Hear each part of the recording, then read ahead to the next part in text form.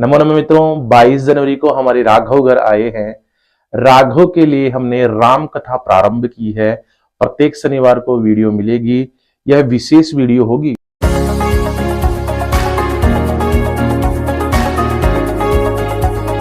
सदियों की प्रतीक्षा के बाद हमारे राम आ गए हैं। राम कथा प्रारंभ करते हैं। आइए चलिए राम जी की ओर। देखिए, राम जी का सबसे पहले वंश में मृषि जी ऋषि जी रहे। भगवान राघव के प्रथम वंश वाले। मैं इनको प्रणाम करता हूं, आप लोग भी इनको देख लीजिए।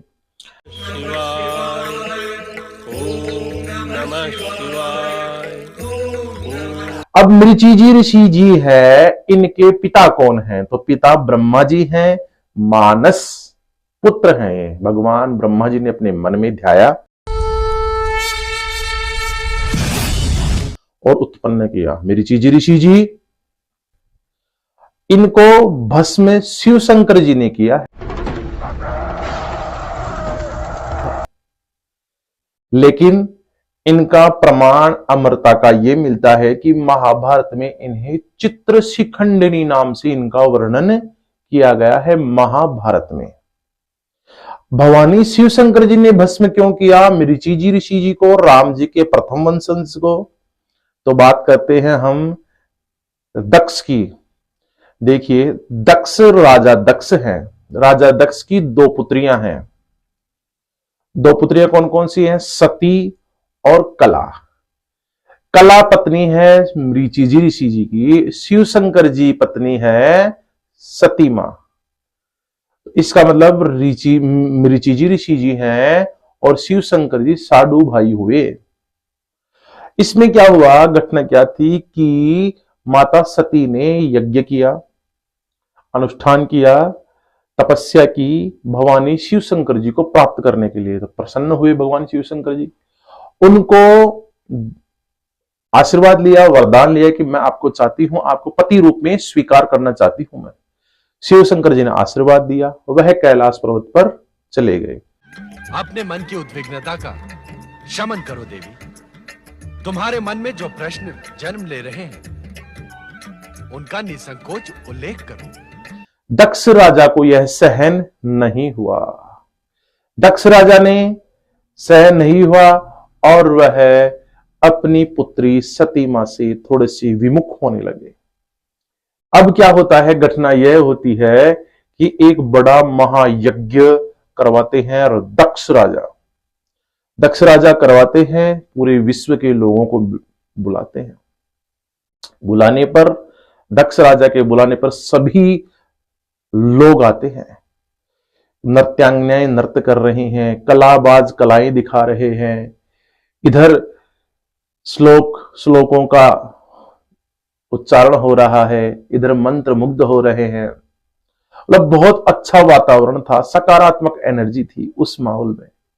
उसमें भवानी शिव शंकर जी का परंतु उसमें नाम नहीं था। ना तो शिव जी को बुलाया गया, ना उस यज्ञ में उनका हवन किया गया। अतः शिव जी का यह एक तरह से अपमान ही था। इसमें सती मां भवानी शिव शंकर जी से आज्ञा लेती है, क्योंकि पत्नी है।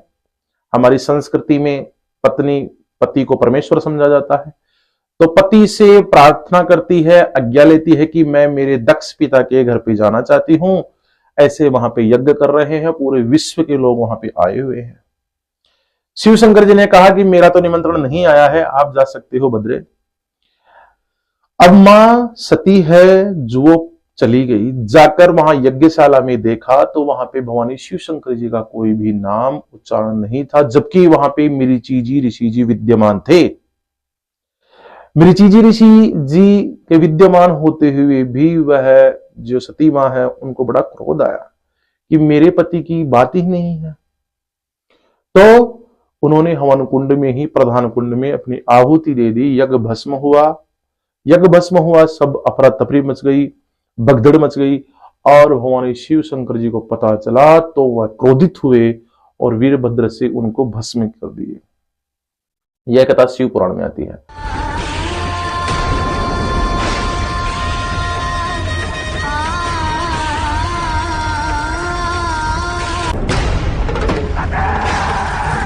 अब बात करें आगे, मृचिजी ऋषि जी के पुत्र कला के पुत्र हुए कश्यप ऋषि जी।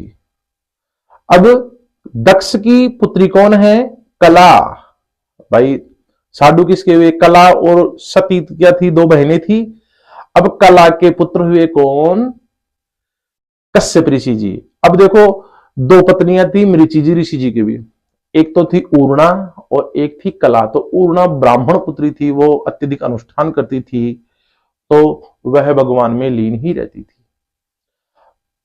बात है कला की, तो कला के पुत्र हुआ कश्यप ऋषि जी। कश्यप ऋषि जी बहुत प्रभावी व्यक्ति रहे।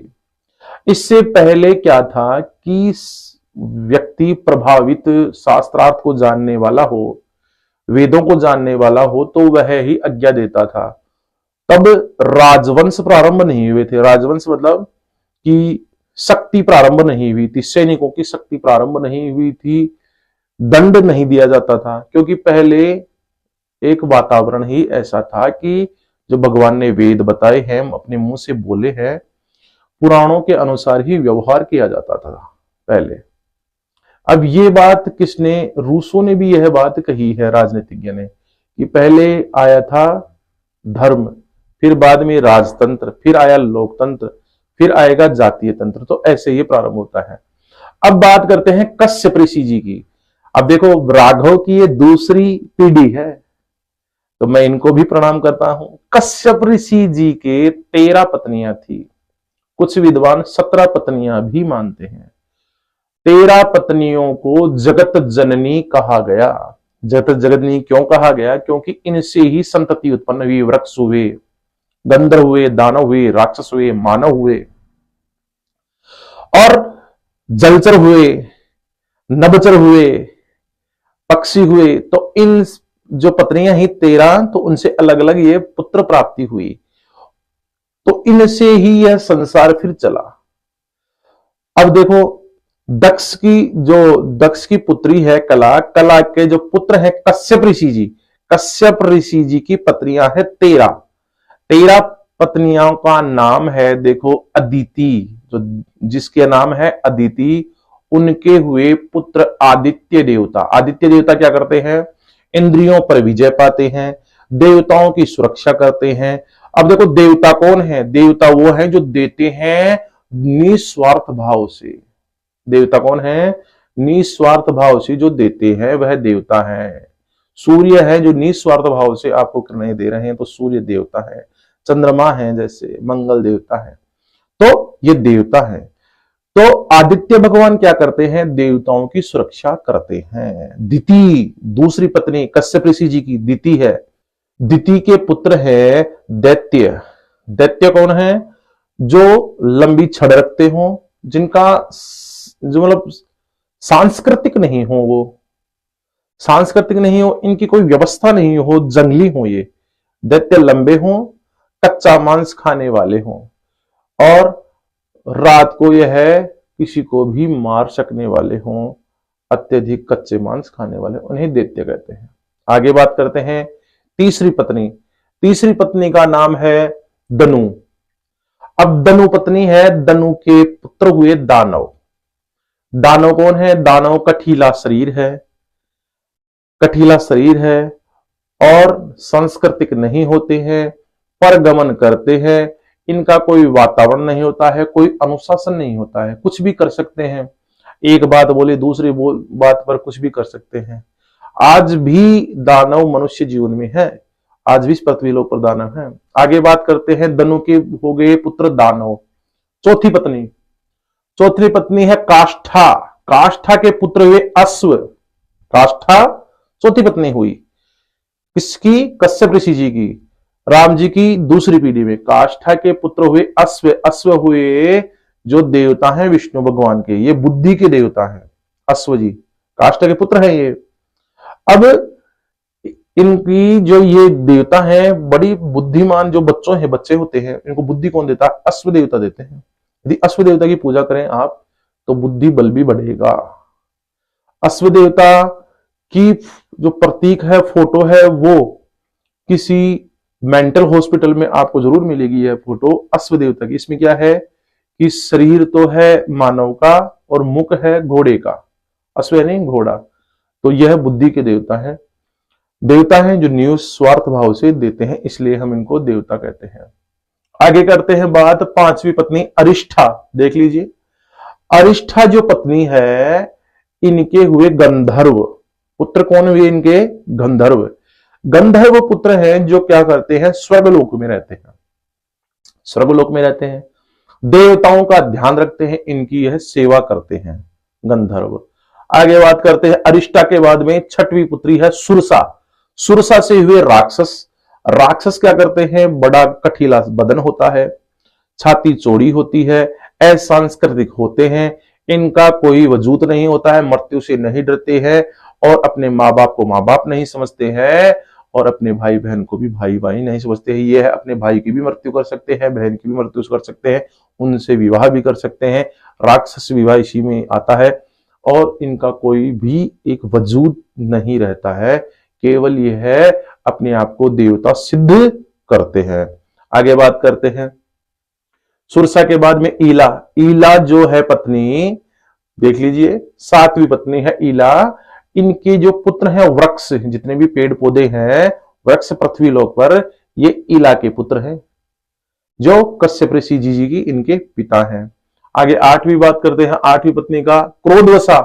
क्रोधवसा जो पत्नी है, इनके पुत्र हैं जो सर्प हैं। अब जितने भी सरीसर्प हैं, प्रजातियां हैं, उनकी माताएं क्रोधवसा है, पिता है कश्यप ऋषि जी हैं। आगे बात करते हैं जो 10वीं है पत्नी है ताम्रा। ताम्रा में क्या है? स्वेन ग्रहा। इनके पुत्र हैं मतलब पक्षी, गरुड़ जी, बाज, ये इस प्रजाति में आते हैं, यह इनके पुत्र हैं। आगे बात करते हैं 11वीं में सुरभि। 11वीं पत्नी है कश्यप ऋषि जी की सुरभि। सुरभि से हुई गो, गाय। गाय इनसे उत्पन्न हुई और इनसे हम कामधेनु, इनसे उत्पन्न हुई गाय, उत्पन्न हुई इनसे ही उत्पन्न हुई थी। कामधेनु तो वरदान से प्राप्त हुई थी। आगे बात करते हैं 12वीं माता शर्मा। शर्मा से क्या है? हिंसक पशु। हिंसक पशु मतलब शर्मा है जो सबायाद। हिंसक पशु मतलब जो पशुओं को मारकर कच्चा खा जाए, तो हम इसी में कह रहे हैं कि शर्मा है उसके पुत्र है जो हिंसक पशु को मारते हैं, मतलब पशुओं को मारने वाला, उसका पुत्र। 13वीं पत्नी है तिमी। तिमी के हैं जलचर। जलचर में जितने भी जल जीव है उनके बच्चे हैं जो हैं तिमी के पत्नी, 13वीं पत्नी है। कुछ विद्वान 17 पत्नियां मानते हैं कश्यप ऋषि जी की। अब कश्यप ऋषि जी से ही दानव, राक्षस, दैत्य ये उत्पन्न हुए। फिर बाद में इनसे ही वातावरण पृथ्वी का बदलने लग गया। इनसे ही वातावरण बदलने लगा। पहले सात्विक थे, फिर बाद में क्या हुआ कि जातीय आ गया, जातीय तंत्र आ गया। जातीय तंत्र क्या हुआ? राक्षस मिल गए एक जगह 15-20 और दूसरों का हत्याएं करने लग गए। यही हुई बात। तो अब आगे चलते हैं अगले वंश में भी। फिर बाद में क्या हुआ? फिर कश्यप ऋषि जी के बाद में इनके पुत्र हुए वेवस्वान। वेवस्वान। अब वेवस्वान जो पुत्र है उन्होंने सामान्य जीवन जिया, लेकिन ये भी प्रभावी व्यक्ति रहे और अपने जीवन में तपस्या की और प्रभावी जो वेद है इनको बताया। परंतु इस काल में भी थोड़ा सा राक्षस और गंधर्व, दैत्य ये लोग वातावरण खराब करने लग गए थे। फिर बाद में वेवस्वान के बाद में पुत्र आए वेवस्त मनु। अब देखो मनु जी की बात। वेवस्त मनु के समय में इनके समय में बहुत ही गंधर्व वगैरह ये क्या है, ज्यादा माहौल खराब कर दिए पृथ्वी लोक का, क्योंकि राक्षस दैत्य है, गंधर्व स्वर्ग में है, तो गंधर्व पर अतिक्रमण करना, राक्षसों का लोक पर, देवलोक पर आक्रमण करना, कभी क्या करना, ये जातीय तंत्र आ गया। क्योंकि जातियां मिल गई, राक्षस जाति अलग हो गई, दैत्य जाति अलग हो गई, गंधर्व जाति अलग हो गई, देवताओं की जाति अलग हो गई। तो इन जातियों में भी युद्ध होने लग गया। अब क्या हुआ, वेवस्त मनु आए, तब क्या हुआ, वेवस्त मनु आए तब जल पृथ्वी है जो जलमग्न हो गई, पृथ्वी में सभी जीव मर गए, केवल वेवस्त मनु और सप्तऋषि ही उसमें जीवित रहे। इसमें जल प्रलय भी कहते हैं, इसको जल प्रलय भी कहते हैं वैवस्त मनु के समय। अब वैवस्त मनु की कहानी क्या है, कथा क्या है? देखो, वैवस्त मनु चौथी पीढ़ी आ गई है राम जी की, राघव जी की, हमारे राघव जी हैं उनकी चौथी पीढ़ी है। वैवस्त मनु जी को भगवान विष्णु भगवान 7 दिन पहले ही दर्शन दिए। उन्होंने कहा कि ऐसे जल प्रलय आएगा, ऐसे सबका विनाश हुआ क्योंकि यहाँ पे अधर्म ज्यादा होने लग गया है। तो आपको एक सूर्य वंश की स्थापना भी करनी चाहिए, राजा बनना चाहिए और शक्ति प्रदर्शन करना चाहिए, दंड देना भी आपको आवश्यक है। परंतु इससे पहले 7 दिन बाद में मैं जल प्रलय आएगा, उसमें मैं बचा लूंगा। आप छोटे छोटे एक नाव बना लीजिए, छोटे आकार की आकृति कर लीजिए आपकी शरीर की, और उस नाव में बैठ लीजिए, बैठ जाइए, उस नाव को मैं पकड़ लूंगा। विष्णु भगवान ने यह कहा।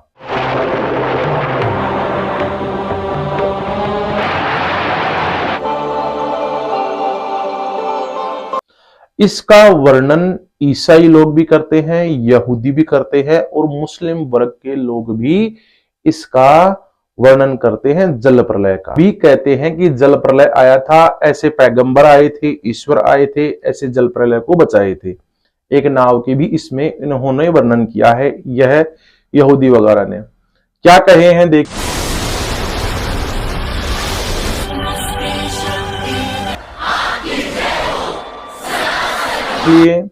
इन्होंने कहे हैं हजरत नूह की नाव, हजरत नूह की नाव ईश्वर ने बचाया। एक उसमें 150 दिन तक जो पर्वत है इनको पानी में डुबाया रखा ईश्वर ने, ये धर्म वाले ये कहते हैं। हमारे जो वंशज हैं राम जी के, वेवस्वत मनु, इन्होंने नाव बनाई, नाव में सप्तऋषि थे और ये थे, इस नाव में बैठे रहे। भगवान जो विष्णु भगवान हैं वह उन्हें मत्स्य अवतार लेकर उन्हें पकड़े रखे। सभी प्रलय हो गई, सब जलमग्न हो गए। फिर क्या हुआ कि नाव जब डगमगाने लगी तो हिमालय पर ये बांध बना दिए, तो यह बचे।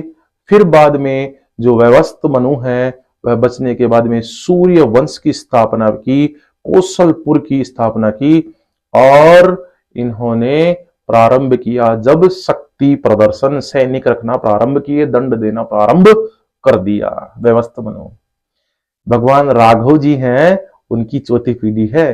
देखो कितना वर्णन है, आप शेयर करें, सबको बताएं। वीडियो में हम बिल्कुल आपको अगले वाले वंश के बारे में बताएंगे और प्रत्येक एक एक चीज पूरा अनुसंधान करके मैं लाऊंगा।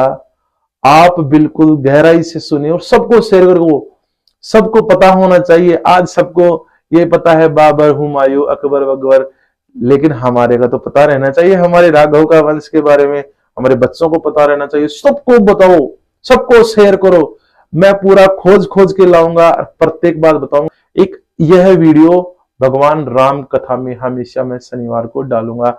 आपका आशीर्वाद बना रहे और हमारा प्यार बना रहे। नमो नमः। विष्णु त्रिवेदी नाथावाला।